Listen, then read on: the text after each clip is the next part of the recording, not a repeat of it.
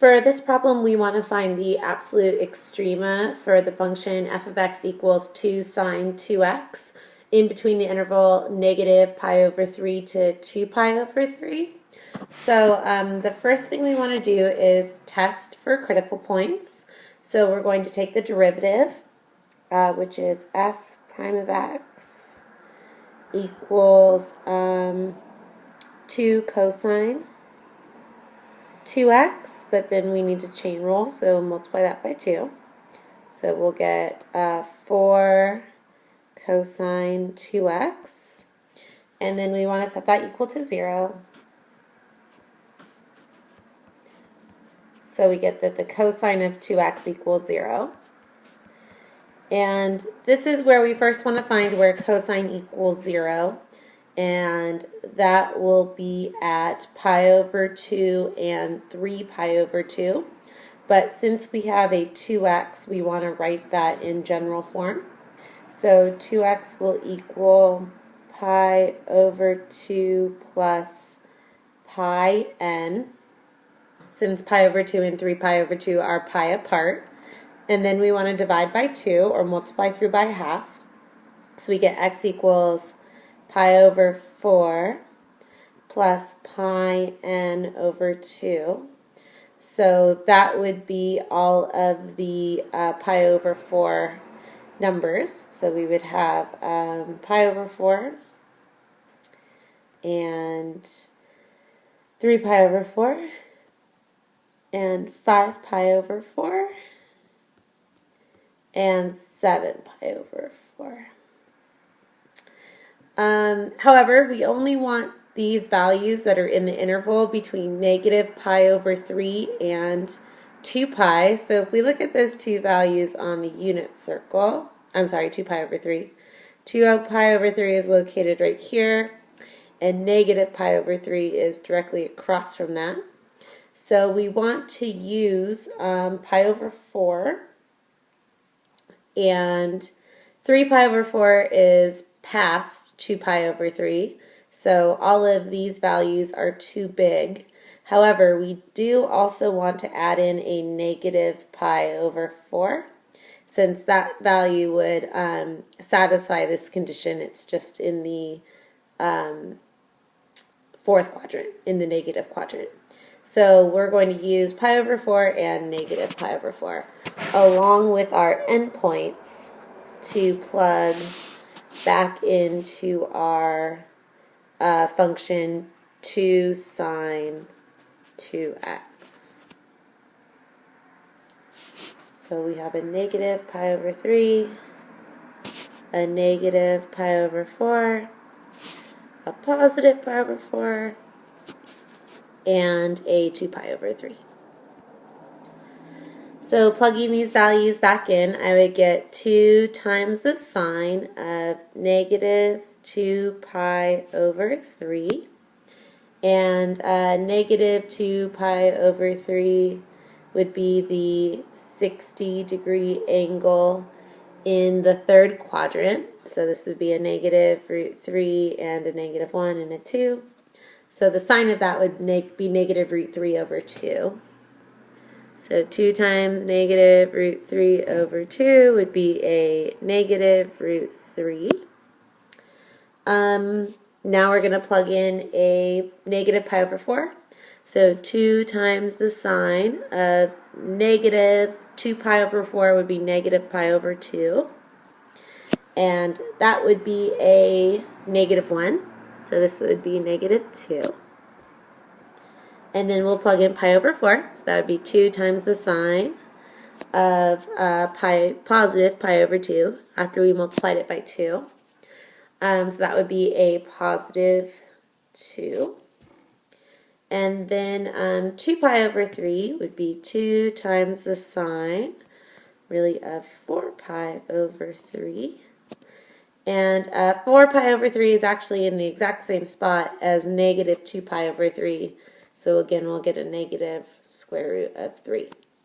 So it looks like we have an absolute min at negative pi over 4 comma negative 2.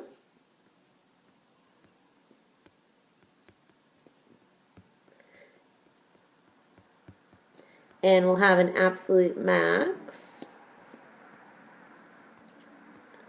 at positive pi over 4, positive 2. In number 2, we want to find the C value that is guaranteed by the mean value theorem. So first we should know what the mean value theorem is. And the mean value theorem states that there should be some C such that f prime of C equals f of B minus f of A all over B minus A. So first, let's find what f of b minus f of a over b minus a equals. So that will just be the slope between the 2 points of pi over 3 and 2 pi over 3. So we'll need to plug those in. So I have 4 times the cosine of 2 pi over 3 minus 4 times the cosine of pi over 3 all over 2 pi over 3 minus pi over 3. So 2 pi over 3 is the 60-degree angle in the second quadrant. So we know the sides are root 3, negative 1, and 2. So the cosine of 2 pi over 3 would be negative 1/2. So multiply that by 4, we'll get a negative 2. And pi over 3 is the 60-degree angle in the first quadrant. So that would be a 1/2 times 4, so 2. And that would be divided by pi over 3. So we end up getting negative 4 divided by pi over 3, so times 3 over pi, which would be negative 12 all over pi.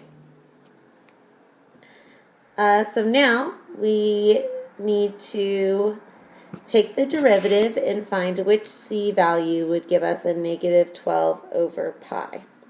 So if I take the derivative, I get f prime of x equals a negative 4 times the sine of x.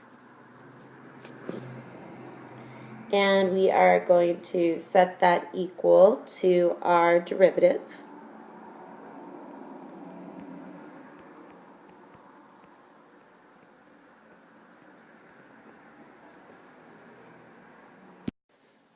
Now I'll need to divide by a negative 4 or multiply by 1/4.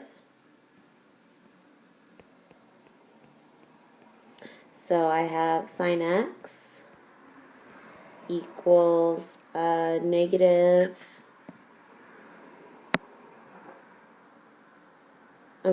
positive 3 over pi. And now the rest of this would be a calculator problem. Since 3 over pi is not a special, not part of a special triangle, we would need to use a calculator to solve for x. So in your calculator, you're going to take the inverse sine of 3 over pi, and we get 1.269 radians. And if you type in pi over 3 and 2 pi over 3, 1.269 is in between those two radians as decimals.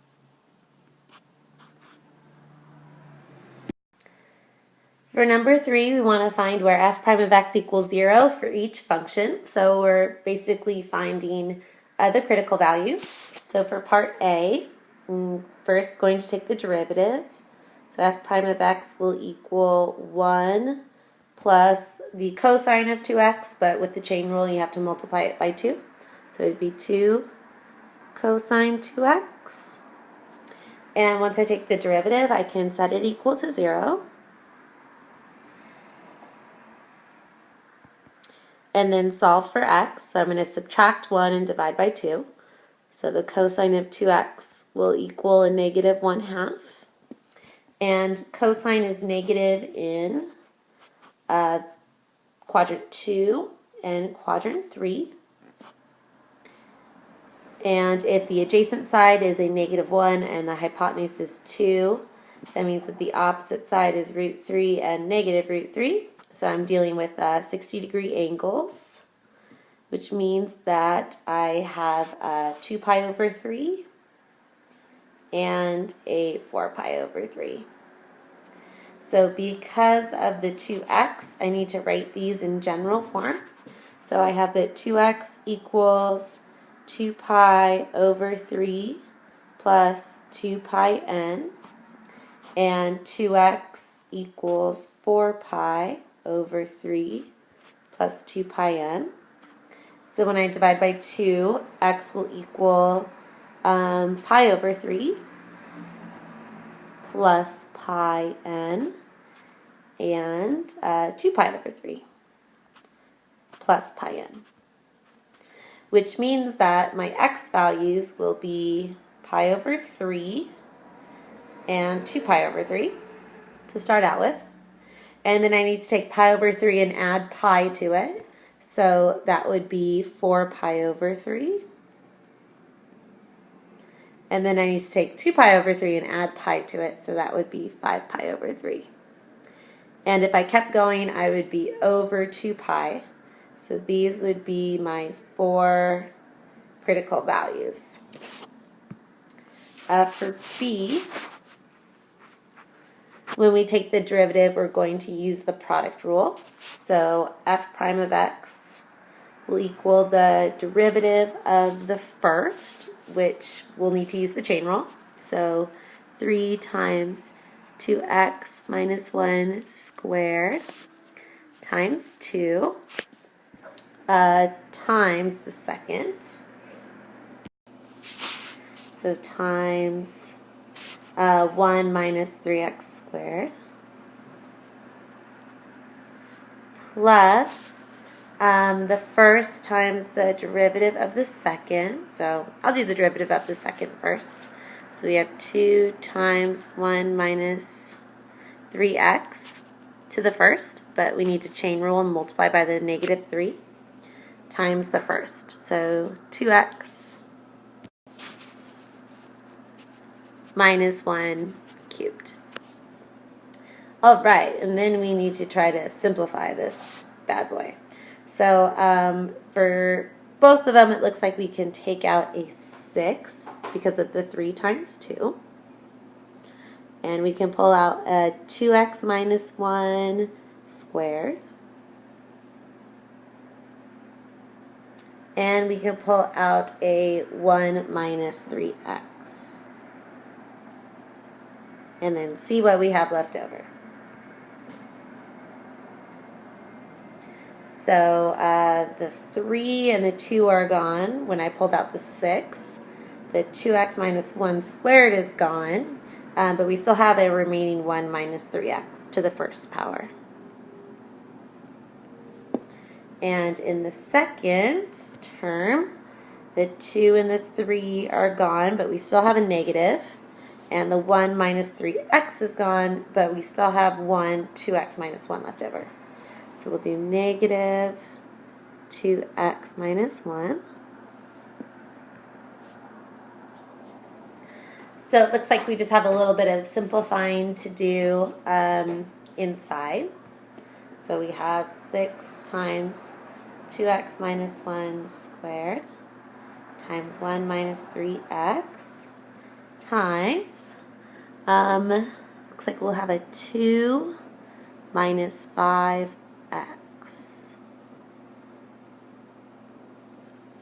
Okay, so now we can tell where this thing is going to equal 0 since we are in factored form, and it looks like it will equal 0 at x equals 1/2, x equals 1/3, and x equals 2/5.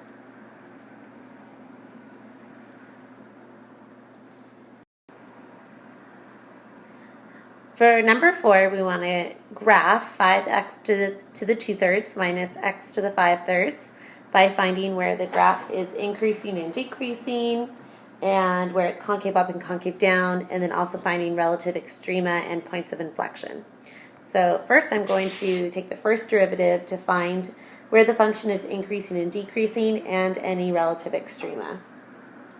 So if we take the derivative, we get 10/3 x to the negative 1/3 minus 5/3 x to the 2/3. And to find my points of inflection, I want to set it equal to 0 and solve. So first I'm going to factor it. So I'm going to take out a 5/3 x to the negative 1/3. And that will leave me with a 2 minus an x. So a 2 minus x, because 2/3 minus negative 1/3 would just be x to the first. So my derivative will be undefined or 0 at, let's rewrite it with at x to the 1/3 on the bottom. There we go. So my derivative will be undefined at x equals 0, and it will equal 0 at x equals 2. So now I'm ready to test to see if I have any mins or maxes at those critical points. So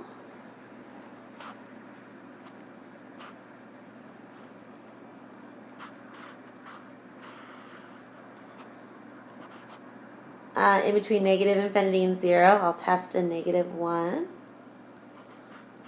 And I'll test a 1, and then I will test a, I don't know, let's test an 8, since we have to cube root. So if I plug in a negative 1, I'm going to get a negative number first times a positive, so that will be negative. So my function will be decreasing. If I plug in a positive 1, I will get a positive times a positive. So my function will be increasing. And if I plug in an 8, I'll get a positive times a negative, so decreasing. So I'll have a min at 0 and a max at 2. So if I plug a 0 back into my original function, my min will be at 0, 0. And if I plug a 2 back into my original function, I think I get a nasty number, because I'm going to have to cube root a 2 and then square it. So that would be a good thing to plug into our calculator. So we have a max at 2 comma something. Have to plug that into our calculator to see the y value. Now to find our points of inflection, I'm going to take the second derivative. And the second derivative will be a negative 10/9 x to the negative 4/3 minus a 10/9 x to the negative 1/3. So to find the POIs, I'm going to set this equal to 0. So first I'm going to factor. So I'm going to factor out a negative 10/9 x to the negative 4/3. So I have a 1. And then that will just be minus x. I'm sorry, that is a plus x. So the second derivative will equal 0 at x equals negative 1, and it will be undefined at x equals 0. So now I'm going to do the second derivative test with my possible, negative 1 should go first. POIs.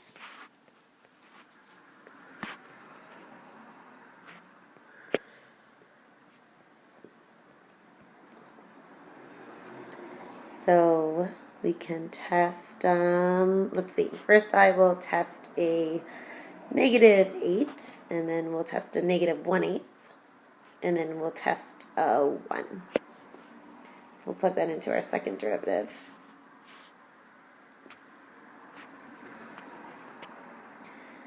All right, so if I plug in a -8, let me just rewrite this really quick as -10 over 9x to the 4/3 times 1 plus x. So if I plug in a -8, I'm going to get a negative times a negative, which is a positive. So I'll begin concave up. And then if I plug in a -1/8, I'll have a negative times a positive. So I'll be negative and concave down. And then if I plug in a 1, I will have a negative times a positive, so I will stay concave down at x equals 0. So I'm just about ready to graph it, but before I do that, I want to first find my x-intercepts. So I'm going to take my original function and set it equal to 0 and factor out an x to the 2/3. So I have a 5 minus x. So I'll have an x-intercept at 0 and at 5. So now I think I'm finally ready to graph this function. So I put my x-intercepts on at 0 and 5, and from -infinity I need to be decreasing but concave up, and then I'm going to switch concavity at -1, comma 1, and become concave down. And if you plug a -1 in,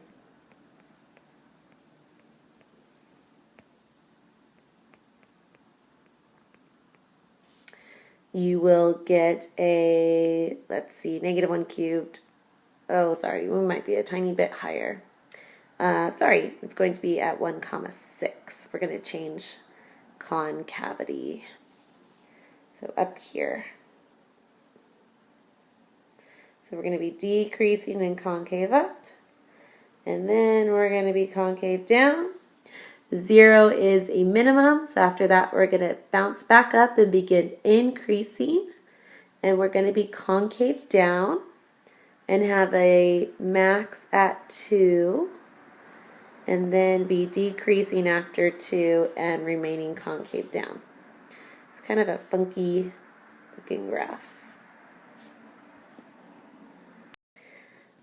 For question 5, we are going to find the vertical, horizontal asymptotes and the relative extrema and concavity to help us graph this function. So we know that this particular function will have 2 vertical asymptotes at -1 and +1, since that will make the denominator go to 0. He doesn't have a horizontal asymptote because the top is bigger than the bottom, so instead he's going to have a slant, and we need to find that using long division. So x squared goes into x cubed x times, and we multiply that. Then we want to change the signs, and we're just left with x. And that's smaller than x squared, so we'll just have a slant asymptote at the line y equals x. Okay, now we can find our extrema. So first we're going to take the derivative. So we need to do the quotient rule. So the derivative of the top times the bottom minus the derivative of the bottom times the top all over the bottom squared. So we will get a 3x to the 4th minus a 2x to the fourth, so that'll just be an x to the fourth. Minus 3x squared. On the top, and then on the bottom will be an x squared minus 1 squared. So, the derivative, if we set it equal to 0, we can factor out an x squared. So we have x squared minus 3. So the derivative will equal 0 at x equals 0 and at plus or minus the square root of 3. So those could be our critical points. So we'll use the first derivative test to figure out if those are maxes or mins.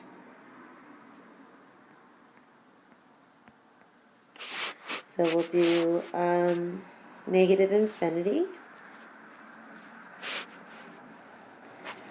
to negative root 3. And then we have our vertical asymptote at negative 1. Then we have 0 and positive 1. And then positive root 3.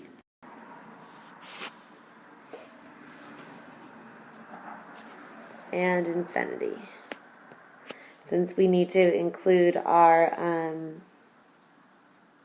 asymptotes in there. Okay, so this is kind of a lot of numbers to test. So we'll test a negative 2. And we'll test a negative, let's see, 1.1. And we'll test, actually, let's do a negative square root of 2. That'll be easier. Because we're just going to raise that to the 4th power anyways. And then we'll do a negative 1/2. And a positive 1/2. And a positive square root of 2. And we'll test a 2. Okay, those are all going to get plugged into the first derivative.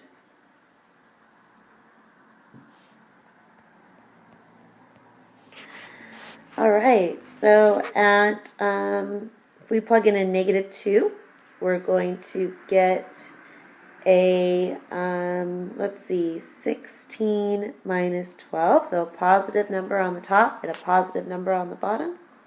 So we will be increasing. If I plug in a negative square root of 2, I'm going to get a 4 minus a 6, it looks like. So we'll get a negative number on the top and a positive number on the bottom.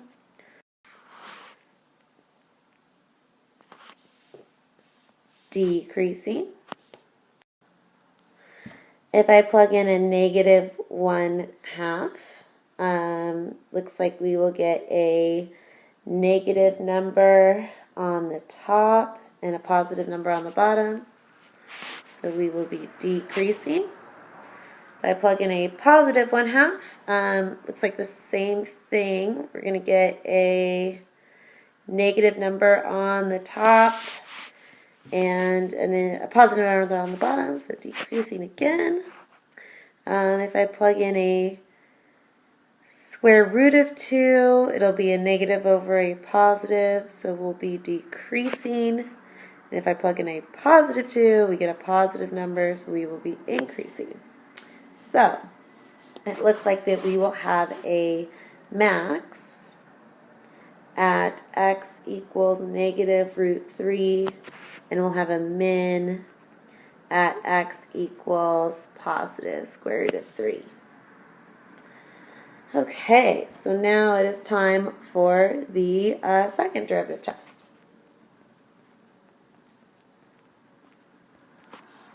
So the second derivative will be the derivative of the top, which is a 4x cubed minus a 6x x times the bottom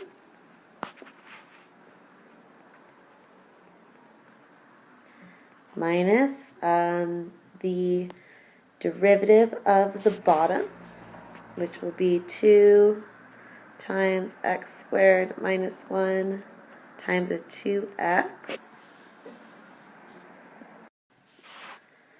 times the top, which is x to the 4th minus a 3x squared. So looks like we can factor out an x squared minus 1. Oh, sorry, this is all over x squared minus 1 to the 4th. So we can factor out an x squared minus 1. Let me erase him. Move him.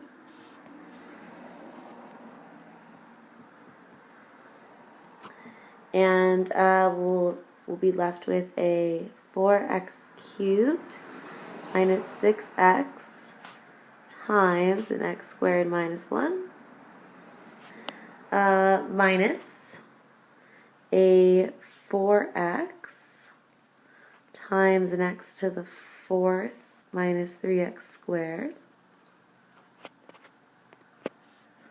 all over an x squared minus 1 to the 4th. So that guy can cancel with the x squared minus 1 on the top, and if we do a little distributing, we'll get a 4x to the 5th minus a 12x cubed, and here we will get a 4x to the 5th minus a 6x cubed minus a 4x cubed plus 6x. So on the top, looks like we are getting a negative 22x cubed. Let me make sure I did that right. Yeah, I think we're good. Plus 6x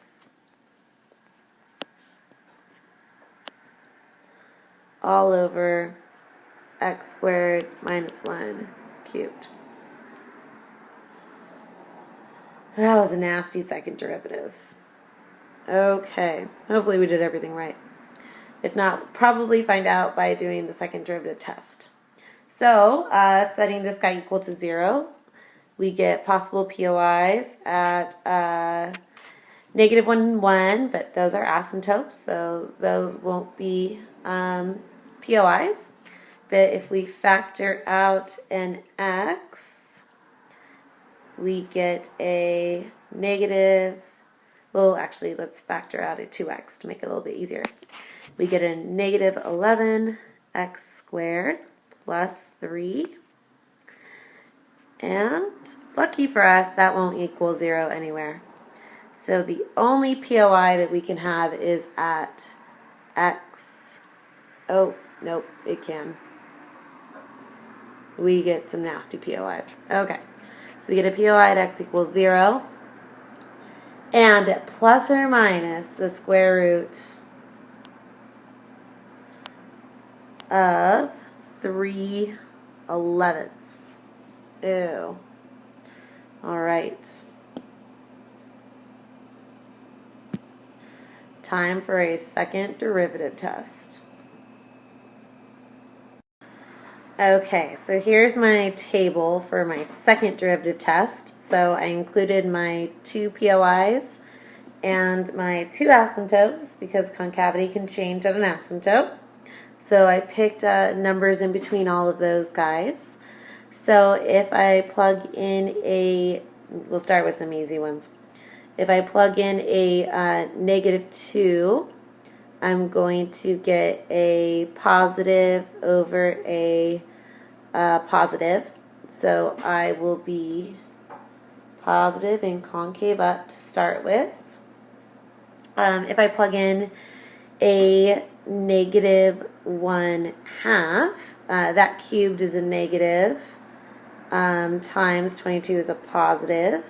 So I'll get a positive on the top, and I will get a negative on the bottom. So it looks like we're going to start negative and concave down. If I plug in a really small number like negative 1 over 100, something in between the square root of 3/11ths, I'm going to get a pretty small positive number plus a bigger negative number. So I will be negative and negative on the bottom, so I'll be positive and concave up. If I plug in a small number like 1 over 100, if I cube that, I'll have a smaller fraction and a negative, so I should be positive on the top, negative on the bottom, so I should be concave down. And if I plug in a 1/2, I'll be negative on the top, negative on the bottom, so positive and concave up. And if I plug in a 2, I should be negative on the top and positive on the bottom, so that would be concave down. So lots of switching of concavity. Wow, this graph is going to be so fun. So let's start making the graph.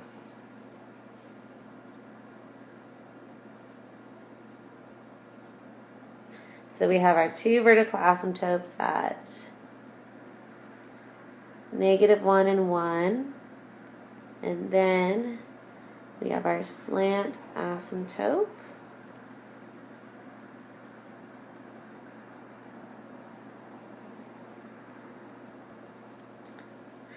And it looks like I have my max at negative square root of 3.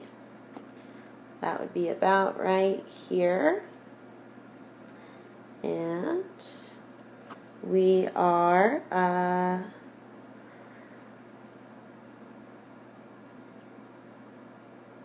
it looks like we should be concave up and then concave down. Might have made a mistake on that one. I'm going to go double check because we were at a maximum. And then we should have a minimum at the square root of 3. So we should be concave up there. And we are concave down. So we must have made a mistake with those two ones. So I'll go change it. That should be concave down. So I probably made a mistake here, made that negative. It should be positive. And we should be concave up from 1 to infinity. Okay. So now through the middle, it looks like that we will have an x-intercept at 0. So that makes the top go to 0. And it looks like we start concave down, and then we switch to being concave up, and then concave down again, and then concave up. But I should probably double check that since I messed up on the other two. Oh, yep, I made a mistake. Okay, so if you plug in a negative 1/2, he should be positive. So he'll be concave up. And if you plug in a negative 100, he should be negative and concave down. And positive, concave up, and negative, concave down. Okay, so we'll start with concave up, switch to being concave down, and then switch to being concave up, and then concave down again. So up, down, up, and down again. Alright, so this one had some pretty nasty fractions. So if you could do this one, you will have no problem on the test. I will not give you fractions this horrible, I promise.